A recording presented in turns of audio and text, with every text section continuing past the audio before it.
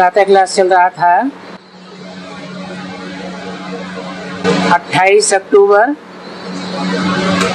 1966।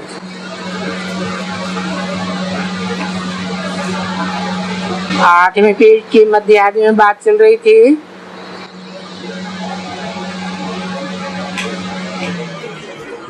सभी आत्माएं तो परमधाम में रहने आती है ना, और परमधाम से नंबरवार इस सृष्टि पर आती रहती है।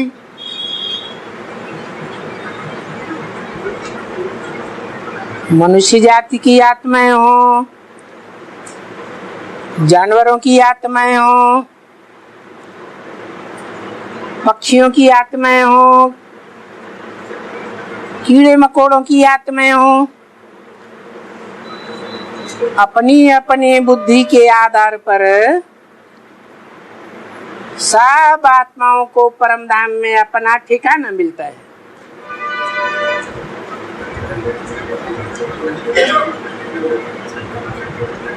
जिनकी बुद्धि या मन बुद्धि रूपी आत्मा बहुत सात्विक हो जाती है,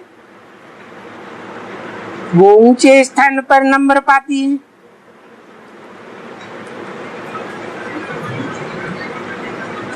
तो उस धाम को कहा ही जाता है निराकारी दुनिया।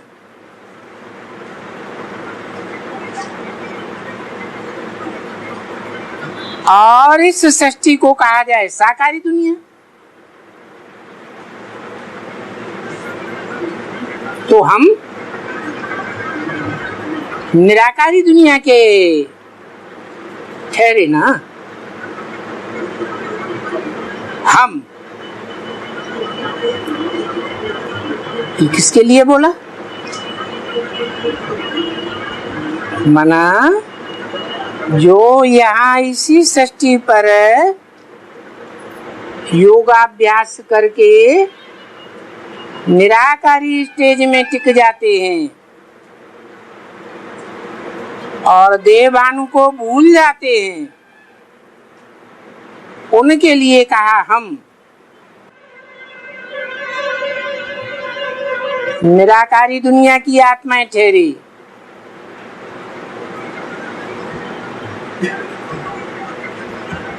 तो भले निराकारी दुनिया की आत्माएं हैं, तो भी तो हम आते हैं ना, बरोबर। यहाँ इस साकार सृष्टि पर आते हैं पार्ट बजाने के लिए। तो बाप बच्चों को बहुत अच्छी रीति समझाते हैं कि अभी इस दुनिया का ये नाटक पूरा होता है।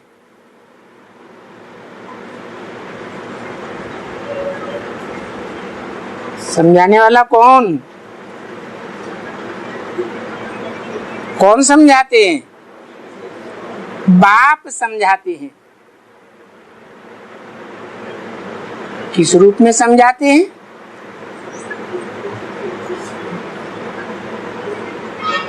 बाप तो एक ही है, आत्माओं का बाप, सुप्रीम सोल, जो 3 रूपों में पार्ट बजाती है। ज्ञान का बीज बोने वाला बाप आदि में, और अंत में वर्षा देने वाला बाप,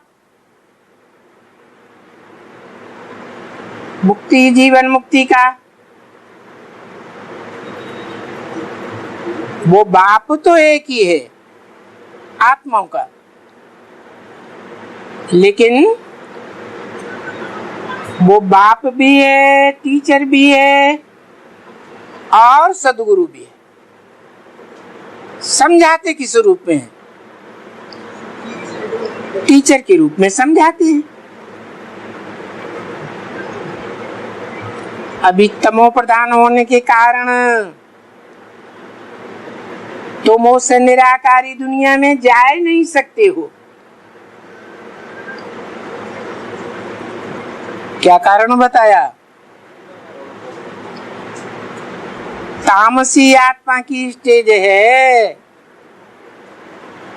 ज्यों ज्यों कलयुग गहराता जाता है, आत्मा की स्टेज तामसी होती जाती। और शूटिंग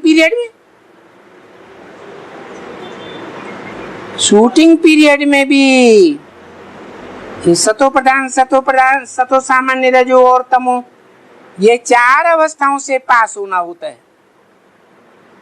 तभी तो ब्रॉड ड्रामा में पार्ट चलेगा ना।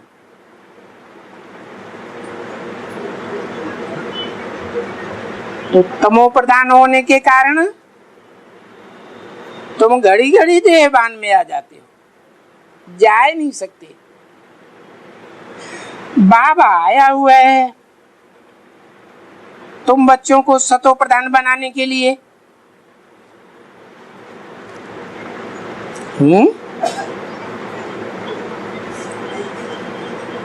आया हुआ है। ये कब की बात बताई है? 66 की। उसके बाद वापस चला गया है। जो महान व्यक्ति कहे जाते हैं वो इसीलिए महान कहे जाते हैं कि जब वो कोई कार्य शुरू करते हैं, हाथ में लेते हैं, तो उसको पूरा किए बगैर नहीं हटते। गीता में भी लिखा है, मम वर्तमान वर्तन्ते मनुष्या पार्थ सर्वस्य। जो नंबरवार मनुष्य हैं वो सभी मेरे रास्ते का ही अनुगमन करते हैं। तो मैं जब इस सृष्टि पर आ गया तो बीच में वापस कैसे जा सकता हूं? तुम बच्चों को आया ही हुआ हूं तमो प्रधान से सतो प्रधान बनाने के लिए।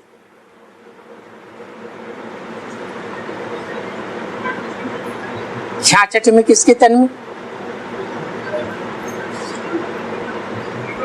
है? दादा लेखराज ब्रह्मा के तन में। 18 जनवरी सन 69 को उनका शरीर छूट गया तो वापस चला गया क्या है? वापस तो नहीं जाएगा। गुलजार दादी के तन में आने लगा। क्यों नहीं आने लगा है? क्योंकि बाप निराकारी है और इस साकारी सृष्टि में पतितम कामी कांटे में प्रवेश करके उसे पहले नंबर का फूल बनाता है, किंग फ्लावर बनाता है।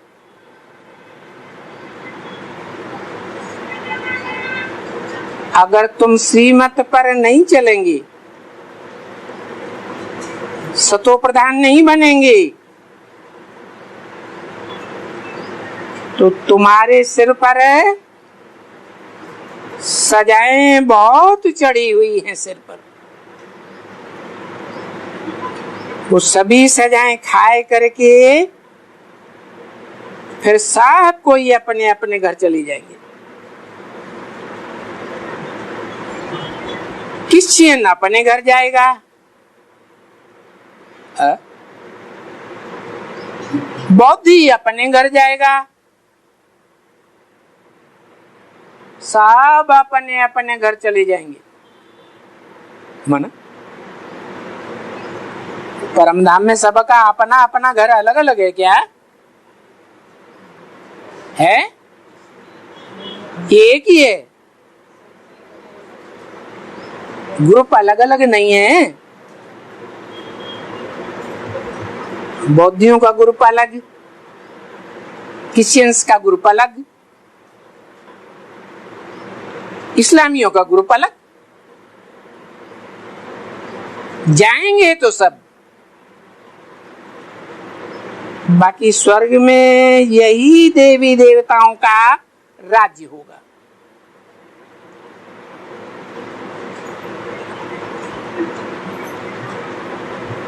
क्यों? जो देवी देवता धर्म की आत्माएं हैं उन्हीं का सतयुग में राज्य क्यों होगा,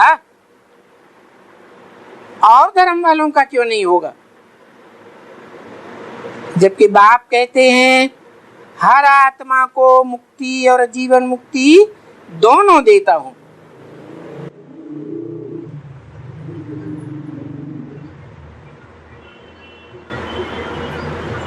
और धर्म वालों को एक जन्म की जीवन मुक्ति मिलती है,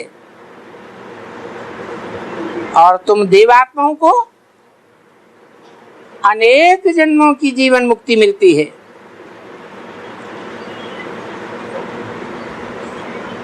अभी जो ज्ञान की एक एक पॉइंट है, एक भी मनुष्य दुनिया में नहीं है, भले वो मनुष्य कितना भी विद्वान हो, इन ज्ञान की पॉइंट्स को कोई भी नहीं जानते। शांति धाम, सुख धाम, और ये है दुख धाम। ये तीन अक्षर भी कोई नहीं जानते हैं कि शांति धाम क्या है, कहाँ है, फिर सुख धाम कहाँ है, स्वर्ग कहाँ है। वो समझते हैं स्वर्ग कोई ऊपर में है, दुख धाम अर्थात नरक कोई नीचे में है, पाताल में है। उनकी बुद्धि में ही नहीं है, क्योंकि अगर वो उठकर बुद्धि नहीं चलेगा, बाल बुद्धि में ना बोलेगा। अच्छा, शांति धाम, शांति धाम तो आने के लिए अभी 40,000 वर्ष चाहिए, ऐसे ही बोलेंगे ना।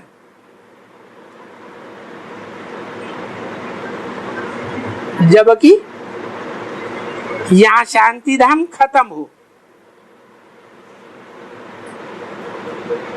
मना अशांति धाम है। वो अशांति धाम पूरा हो तो सब इकट्ठे शांति धाम जावेंगे। अभी बताओ, इस दुनिया में सबको घोर अंधेरा हो गया ना।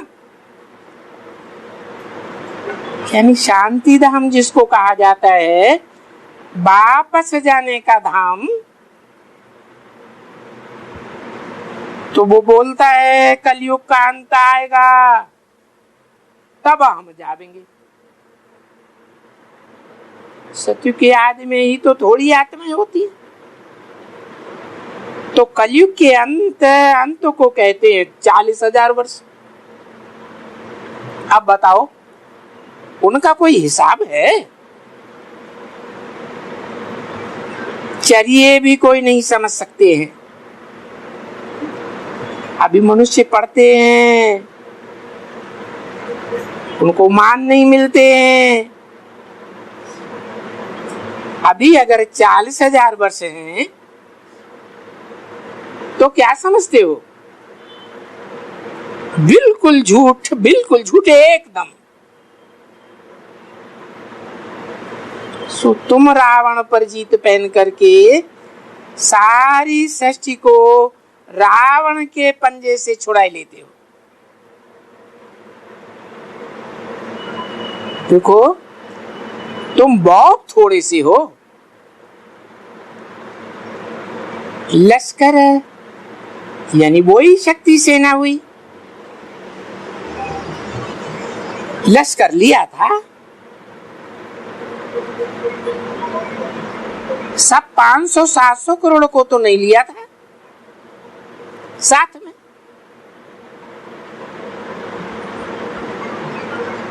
जो सेना ली थी वो भी शिव शक्ति सेना ली थी। तो बरोबर ये भारत को फिर स्वर्ग बना रहे हो।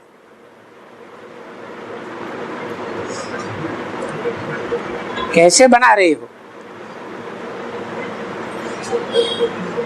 बनाने वाला रास्ता बताने वाला कौन है?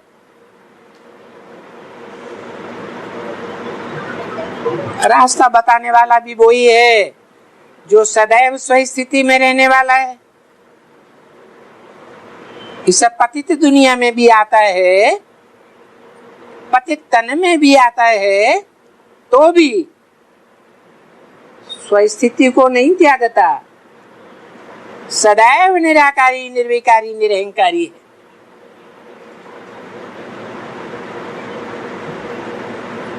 तो सिखाने वाला भी स्वस्थिति वाला, और तुम बच्चे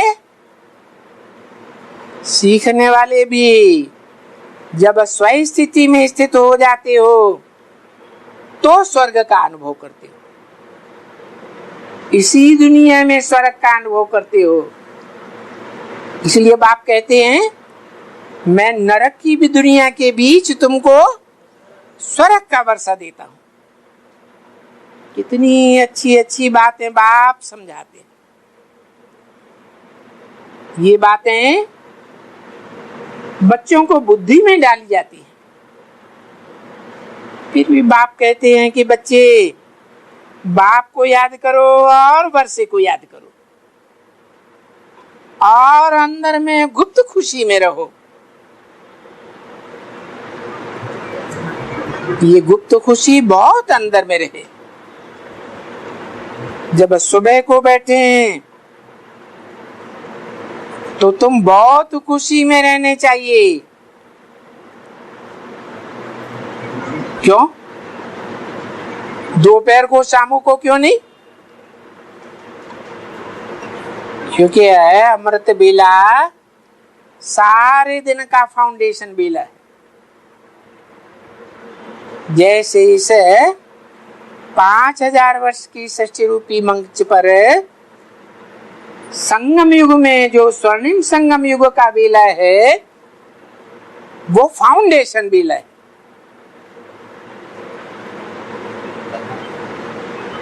तो सुबह को बैठे तुम बहुत खुशी में रहो। समझा ना? भक्ति मार्ग में कोई खुशी तो नहीं होती है, सदा काल खुशी तो रह ही नहीं सकती।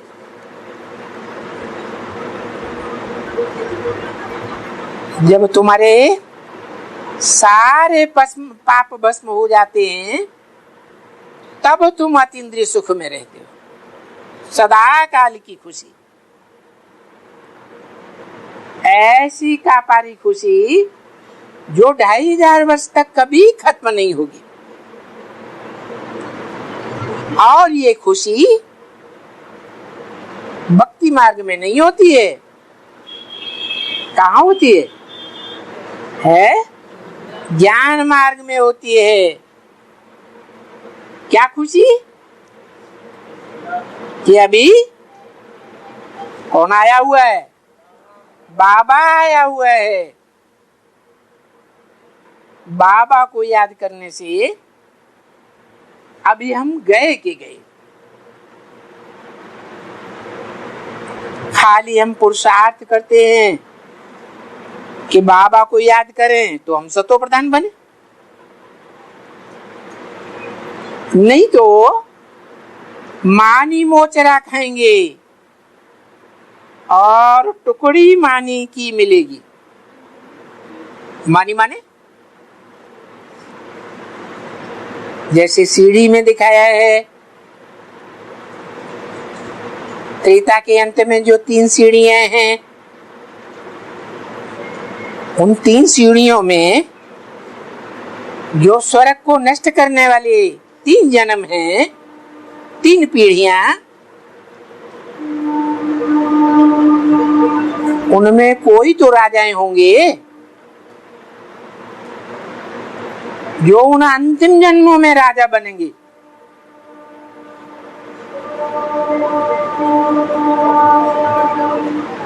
अंत में मानी मोचरा मिल गया, उससे पहले के जन्मों में उनको सामान्य प्रजा या दास दासी बनकर रहना पड़ता है। ऐसे क्यों होता है? कोई कारण होगा,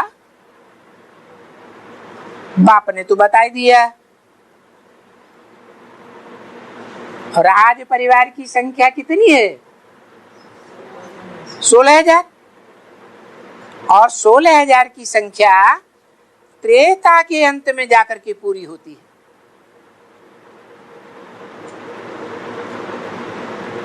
तो जो त्रेता के अंत में राजाएं बनते हैं और उन राजाओं के जो संगी साथी बनते हैं वो स्वर्ग को नष्ट करने वाले हुए। फाउंडेशन कहां पड़ता है? संगम युग में ही उन्होंने अपना फाउंडेशन डाला। एडवांस के आदि में कितने कुमार निकले थे? 4 कुमार निकले। उनमें एक आदि सनातन देवी देवता धर्म का बीज, बाकी 3 इस्लामी, बौद्धि और क्रिश्चियन धर्म का बीज। उनमें जो क्रिश्चियन धर्म का बीज होता है वो शुरुआत में एडवांस ज्ञान को पहचानता तो है, परंतु अल्पकाल के लिए अपने देह अहंकार के कारण जल्दी विरोधाभास में आ जाता है और अंदर से संकल्प चलाता है। ये जो एडवांस का संगठन बना और इसका जो मुखिया निमित्त बना, उसका बना बनाया घर टूट जाए, गिर जाए। तो भक्ति मार्ग में क्या रिजल्ट होता है? गिर जा घर बन जाते हैं। वो स्वर्ग को गिराने का प्रयास ज्यादा करते हैं। सन 76 से आदि से लेकर के अंत तक विरोधी पार्ट बजाते हैं।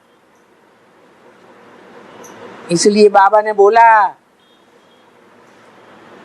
कि मानी मोचरा खा करके अंत में थोड़ा मान मर्तबा मिल गया, ये कोई अच्छी बात नहीं है। इसलिए बोला कि 16,000 में आने से तो अच्छा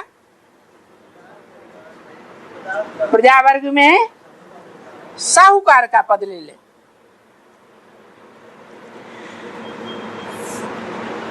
तो देखो फिर क्या होगा? मोचरा भी नहीं खाएगा उतना, पूरा फूल का मिलेगा, सारा फूल का मिलेगा। नहीं तो मार भी खाएंगे और इतना टुकड़ा फुलके का मिलेगा।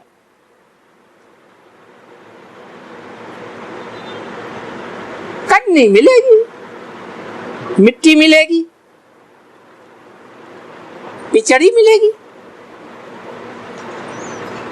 तो किसको पिचड़ी, किसको थोड़ी बड़ी पिचड़ी, किसको बड़ी पिचड़ी। जितना जितना याद करेगा किसको है, बाप को या शिव बाबा को है। हाँ, जितना जितना याद करेगा शिव बाबा को उतना उतना प्राप्ति होगी। तो ये समझ की बात है ना बच्चे, बहुत समझ की बात है। क्या अगर निराकार साकार के मेल को पहचाना है तो विरोध करेगा या सहयोगी बनेगा? सहयोगी बनेगा। अगर नहीं पहचाना तो विरोधी बन जाएगा और धर्मों में कन्वर्ट होता रहेगा द्वापर युग से। इसलिए जितना हो सके इतना कोई भी सब श्रीमत पर चलो। कभी कहते हैं बाबा धंधे में हमने झूठ बोला। अरे ये बात बाबा से पूछो, बाबा कहते हैं ना भले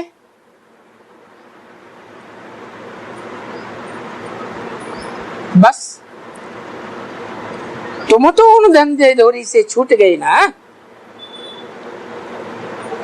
क्यों बाबा कहते हैं कि तुम योग में रह करके जितना रहेंगे उतना तुम्हारे पाप भस्म होंगे,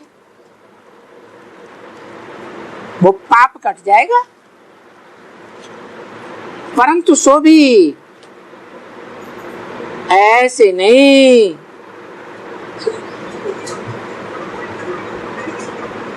कि पाप काटे और फिर विकार में जाकर के बोलो बाबा हम योग में रहते हैं। अरे नहीं नहीं, विकार में तो जाना ही नहीं है। कार माने क्या? विकार माने क्या है? कार माना कार्य।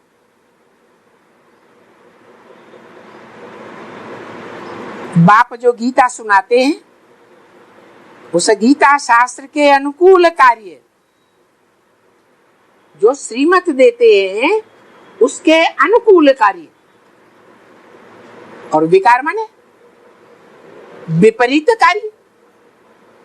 बाप क्या कहते हैं? बच्चे सुख देना है और सुख लेना है। सुख और दुख कैसे लिया दिया जाता है? बिना शरीर के सुख और दुख का लेन देन होता है? नहीं होता। तो इसका क्या मतलब हुआ कि सुख लेना है और सुख देना है। बिना इंद्रियों के सुख लेना और देना होता है? होता है? इंद्रियों से कर्म तो करना है, लेकिन ऐसा कर्म करना है जो उत्तेजना में आकर के कोई को दुख महसूस न हो। अगर उत्तेजना में आ गए और दूसरे को दुख दिया या दुख फील हुआ तो श्रीमत के अनुकूल कार्य ही हुआ या विकार हुआ? क्या हुआ है? विकार हुआ। क्यों सब पुरुषों को दुर्योधन दुशासन बोला? एक भी पुरुष शरीर नहीं छोड़ा।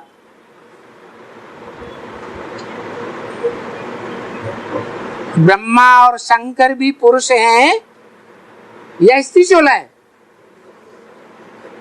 वो भी क्या हो गए? दुर्योधन दुशासन। अगर उत्तेजना में आकर के कर्मेंद्रियों से कर्म करते हैं, उन कर्मेंद्रियों में भी एक ही शिव बाबा है जिसकी कर्मेंद्रिय पूजी जाती है। और कोई भी मनुष्य मात्र, कोई भी देवता मात्र ऐसा नहीं है जिसकी लिंग इंद्रिय पूजी जाती हो। तो क्या कहें?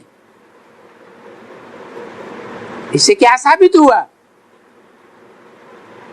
साबित हुआ कि द्वापर युग से लेकर के जितने भी मनुष्य मात्र हैं, चाहे देव आत्माएं हो, चाहे मनुष्य आत्माएं हो, चाहे राक्षसी आत्माएं हो, सब दुर्योधन दुशासन का पार्ट बजाने वाले। कौन सी इंद्रिय से है? कर्म इंद्रियों से नहीं। खास कौन सी इंद्रिय है? काम इंद्रिय। एक शिव ही है जिसका लिंग पूजा जाता है, और ये बताया कि वो लिंग बड़ा रूप है।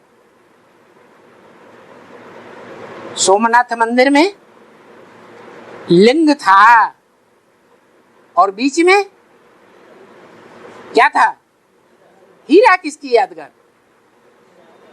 हीरा ज्योतिबिंदु शिव की यादगार। मेरी बिंदी का ही नाम शिव है क्या? मैं बिंदी जिस तन में प्रवेश करता हूं वो साकार शरीरधारी लिंग है। फिर भी शंकर लिंग गाया जाता है क्या? गाया जाता है? नहीं। क्या गाया जाता है? शिवलिंग क्यों गाया जाता है?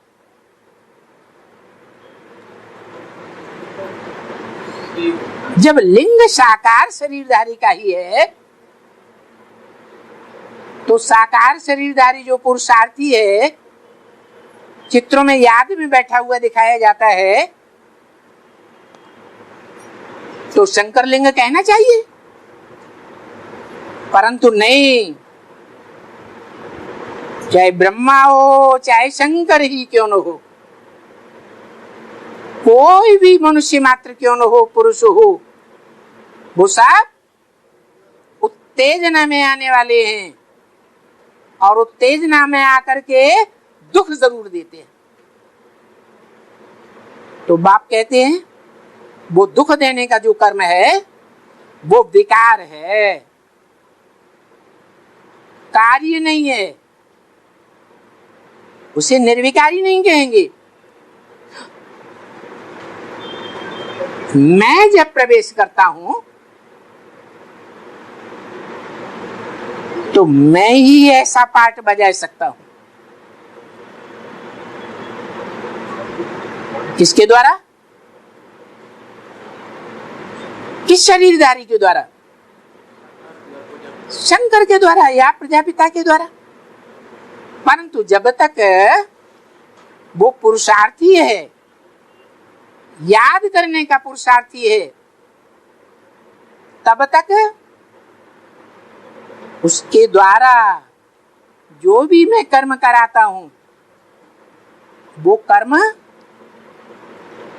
शिव है।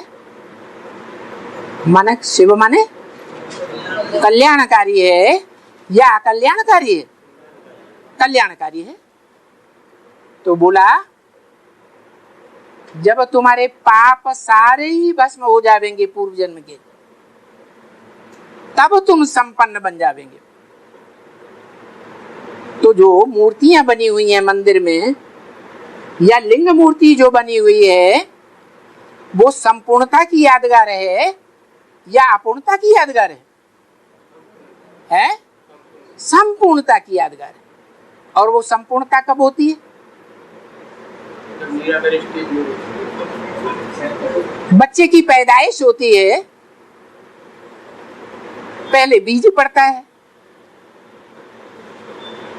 बीज भ्रूण बनता है, भ्रूण से बढ़कर के निर्जीव पिंड बनता है, फिर निर्जीव पिंड में आत्मा प्रवेश होती है।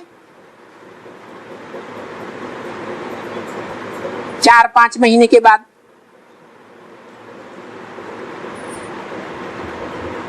तो क्या बच्चे का प्रत्यक्षता रूपी जन्म समझे?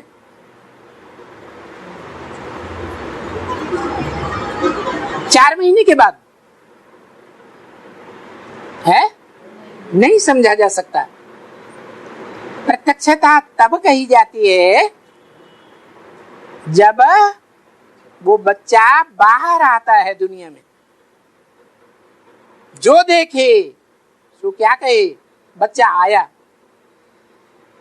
जो कानों से हुआ की आवाज सुने, पड़ोसी भी सुने, तो क्या कहेगा, बच्चा आया। ऐसे ही सब ब्राह्मणों के रुद्र ज्ञान यज्ञ में सन 36 में सिर्फ बीज पड़ा ज्ञान का, या बाप प्रत्यक्ष हुआ, बीज पड़ा। बीज बाद में भ्रूण बनता है, भ्रूण से पिंड बनता है, निर्जीव पिंड। बाद में 4-5 महीने में उसमें सोल प्रवेश करती है। तो सन 47 में क्या कहें है, जब सोल प्रवेश करती है तो बाहर वालों को पता चलता है कि सिर्फ मां को पता चलता है, मां को चिरपुर का पता चलता है। तो सन 47 में किसको पता चला, कौन इतना उमंग उत्साह में आया जो सन 47 से मुरलियां चलने लग पड़ी। उससे पहले मुरली नहीं चलाते थे।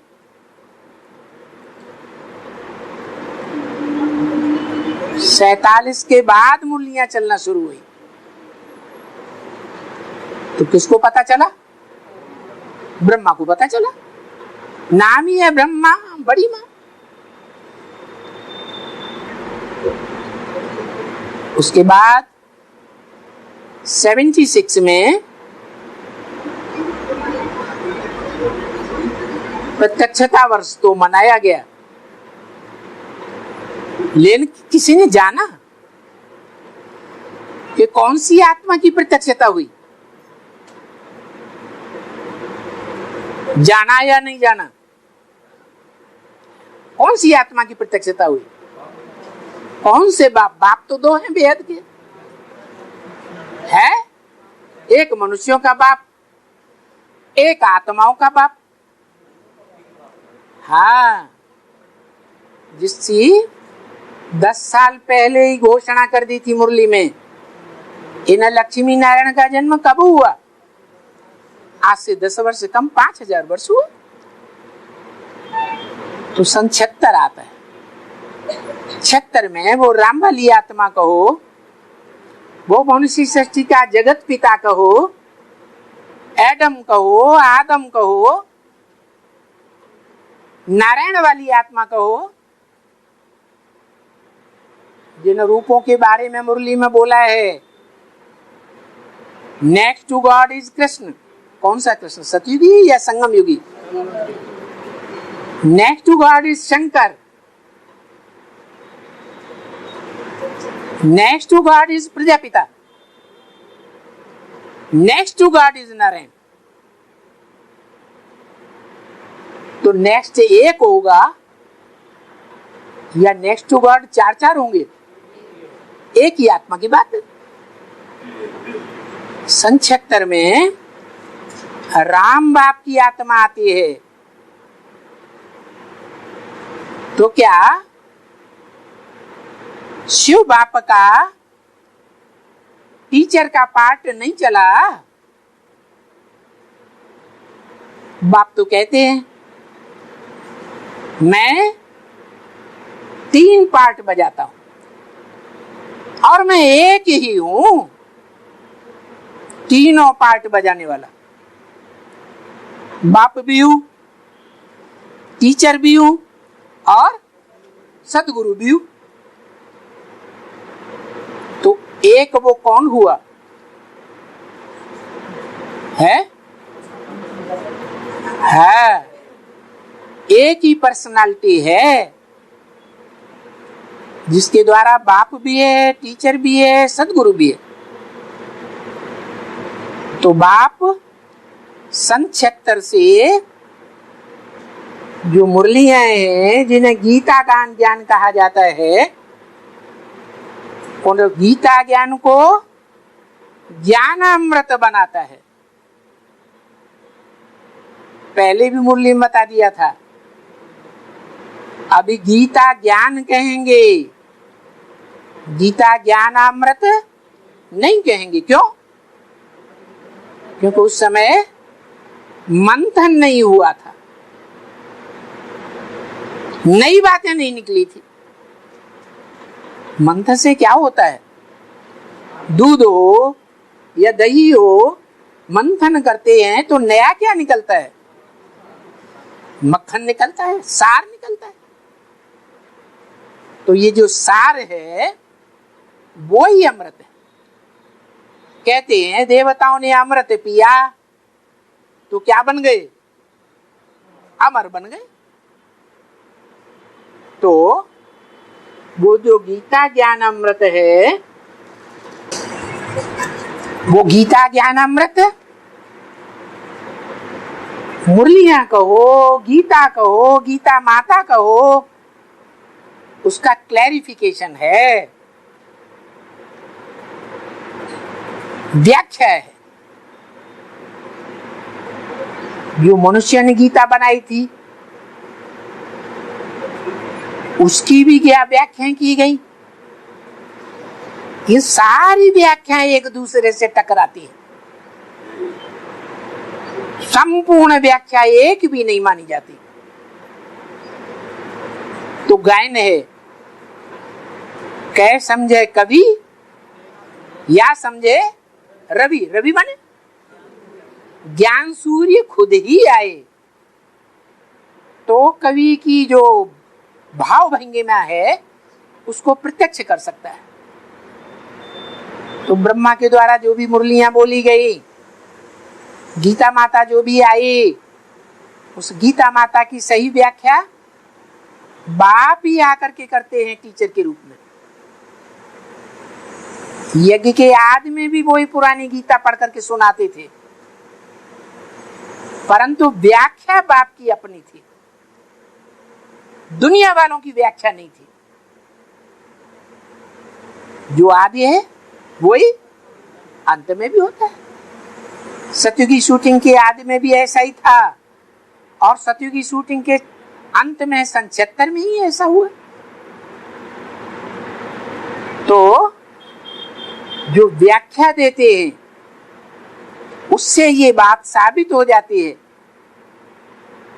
कि भगवान के असली रूप में अभी भी सृष्टि पर 76 में भी नहीं आया। फिर कब आता है? बोला है तुम बच्चों को तमोप्रधान से सतोप्रधान बनने में 40 से 50 वर्ष लगते। तो 40 कुछ आत्माएं 40 वर्ष में पुरुषार्थ करके संपन्न बनेंगी या नहीं बनेंगी? और जब संपन्न बनेंगी तो राजधानी का फाउंडेशन पड़ेगा या नहीं पड़ेगा? पक्का। बाप आते हैं तो धक्क से राजधानी स्थापन करते हैं। तो 76 में क्या राजधानी स्थापन हुई? नहीं। रुद्रमाला के मणके तो हैं, देखने में आते हैं, ज्ञानी तू आत्माएं हैं, मुख बने हुए हैं, अलग अलग प्रकार का ज्ञान भी सुनाते हैं, लेकिन वो राजधानी जिसे कहें संगठन शक्ति वो दिखाई देती है। राजधानी का अर्थ ही है राजा की धारणा शक्ति।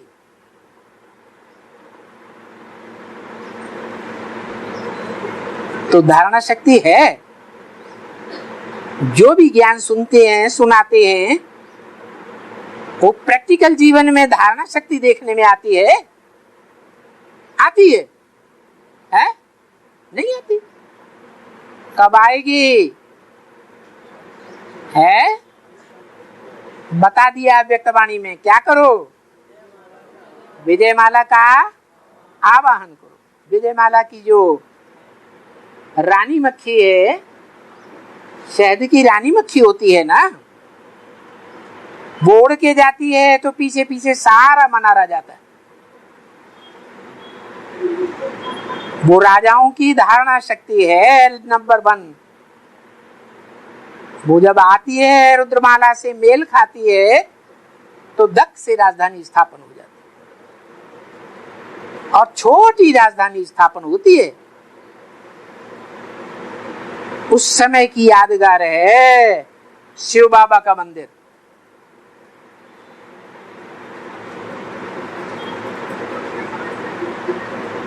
तब क्या गायन होता है? शिव के साथ किसका नाम जोड़ा जाता है? अरे 33 करोड़ देवताओं में से कोई का नाम जोड़ा जाता है? कोई मनुष्य का नाम जोड़ा जाता है? किसका नाम जोड़ा जाता है? शिव के साथ सिर्फ शंकर का नाम जोड़ा जाता है। स्पष्ट हो जाता है कि ये नेक्स्ट टू गॉड है। शिव शंकर भोलेनाथ कहा जाता है। शिव बड़ा और शंकर उसका बड़ा बच्चा। कहते हैं देव देव महादेव त्रिमूर्ति शिव। तो शिव की जब 3 मूर्तियां हैं, उनमें नंबरवार हैं। सूक्ष्म वतन में नीचे कौन, बीच में कौन, ऊपर कौन? नीचे ब्रह्मा, उससे ऊंचा विष्णु, और उससे ऊंचा शंकर।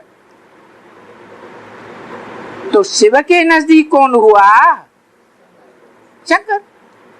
इसलिए बड़ा बच्चा कौन हुआ? 3 बच्चे तो हैं। मैं 3 मूर्तियों के साथ आता हूं, लेकिन फिर प्रत्यक्ष भी जब होता हूं अंत में, तो 1 के साथ प्रत्यक्ष होता हूं या 3 के साथ प्रत्यक्ष होता हूं? उस समय वो तीनों आत्माएं होनी चाहिए। ब्रह्मा भी होना चाहिए, वैष्णवी शक्ति भी होनी चाहिए, और शंकर भी होना चाहिए। तो राजधानी स्थापन होती है। लक्ष्मी नारायण का जन्म कहो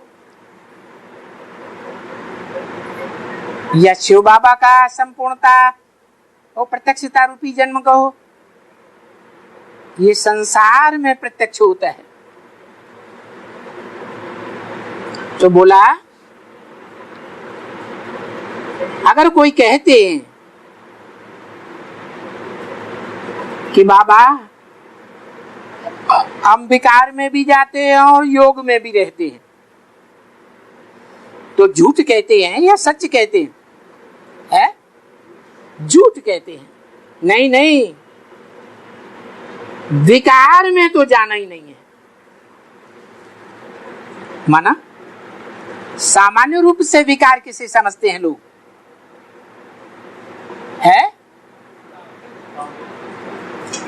सामान्य रूप से काम विकार किसे समझते हैं? कामकार नहीं, काम निर्विकार नहीं, काम विकार। स्त्री पुरुष के मेल को क्या समझते हैं? विकार समझते हैं। बाप कहते हैं इंद्रियां सुख लेने और देने के लिए हैं, लेकिन क्या करने के लिए नहीं है? दुख देने के लिए नहीं है। अगर दुख देते हैं तो ये गलत है। मुरली में तो ये भी बोला, ये दुनिया पतित है या पावन है? इस पतित दुनिया में सब पतित हैं, कोई पावन देवता भी बन गया? बना? कोई नहीं बना। तो पतित दुनिया है, पतित दुनिया में पतित तो सभी ही होते हैं। पतित भल बनना है, लेकिन एक के साथ पतित बनना है, अनेकों के साथ पतित नहीं बनना है। विकार में जाने से पतित बनते हैं। और पतित कैसे बनते हैं? पतन कब से शुरू होता है? द्वापर युग से। जो पहला जन्म है सतयुग का, वहां से पतित नहीं होते। जो दूसरी पीढ़ी होगी सतयुग में, वो 15.16 कला नहीं बनेगी। तो पतन हुआ कि नहीं हुआ? कौन सी इंद्रिय से पतन हुआ? आंखों से पतन हुआ। आंखों से सुख का लेन देन किया तो पतन हुआ। लेकिन वो श्रेष्ठ इंद्रियां हैं, वो भ्रष्ट कर्म करने वाली भ्रष्ट इंद्रियां नहीं है। विकृति की बात नहीं है। तो त्रेता के अंत तक वो विकृति नहीं होती है, विकार नहीं कहा जा सकता। ये इस्लामी जब से आए हैं तो इनके संग के रंग से देवात्माएं भी पतित बन गई, विकारी बन गई। क्योंकि वो इस्लाम धर्म की आत्माएं, वो तो कभी स्वर्ग में जाती हैं? जाती ही नहीं। उन्हें तो इस बात का अनुभव ही नहीं है कि श्रेष्ठ इंद्रियों से भी संतान पैदा हो सकती है। उनकी तो दुनिया है ही विकार की। तो विकार से ही सुख का लेन देन करते हैं, खुद भी नीचे करते हैं और अपनी सारी फॉलोअर सृष्टि को नीचे गिराते हैं। तो बाप कहते हैं कर्म करना है इंद्रियों से भले, लेकिन विकर्म, विकार में नहीं जाना है। ऐसे वो शैतानी नहीं रखना दिल में कि बाबा अच्छा हम एक दफा विकार में जाएगा फिर हम योग में रहेगा। नहीं नहीं, विकार में अगर जाएगा तो एकदम मरेगा। जैसे कोई 5 मार से गिरता है तो ये पहली बात है, तुम ऐसी प्रतिज्ञा करो क्या है कि हम ऐसी उत्तेजना में इंद्रियों को नहीं आने देंगे जो कोई को दुख हो जाए। ये है ना, कोई इसके लिए थोड़ी ही कहा कि किसी के साथ क्रोध विरोध नहीं करना, आओ रखड़ी बांधो। नहीं, रखड़ी बंधन बताई गई है कि पतित नहीं बनना का है, विकार में नहीं जाना है। देखो यहां भी ऐसे कहते हैं ना, इनसे लिखा कर ले लिया है कि हम अब कभी भी विकार में नहीं जाएगा। तो ये रखड़ी बांधी है ना, ऐसे थोड़े ही।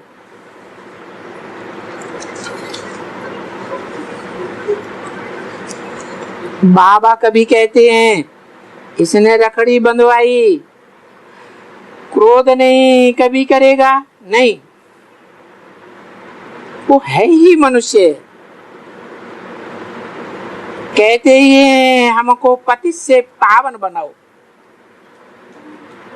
यानी हम जो पतित ये मूत पीते हैं, इस मूत पीने से हमको बचाओ। क्या मतलब हुआ? ये क्या बोल दिया है?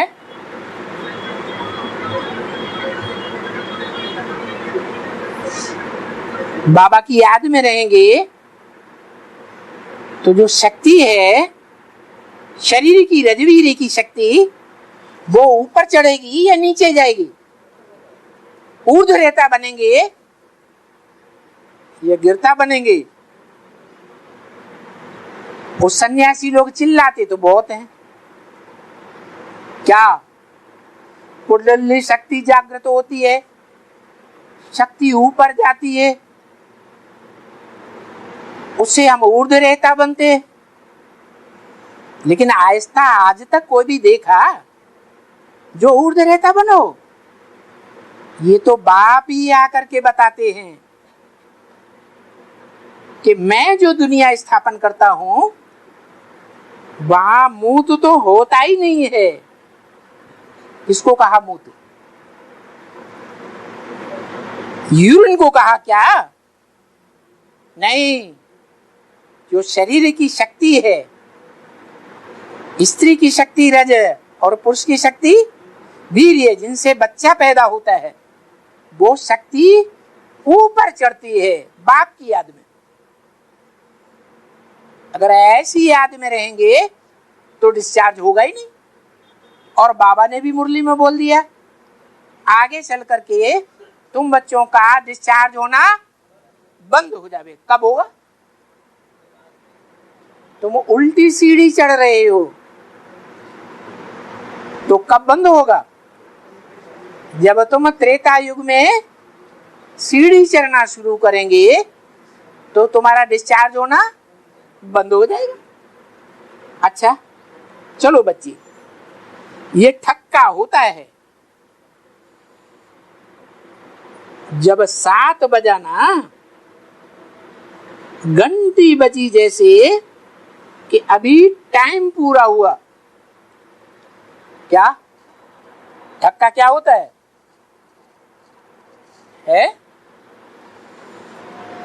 सबसे बड़ा तो बड़ा बम क्या है?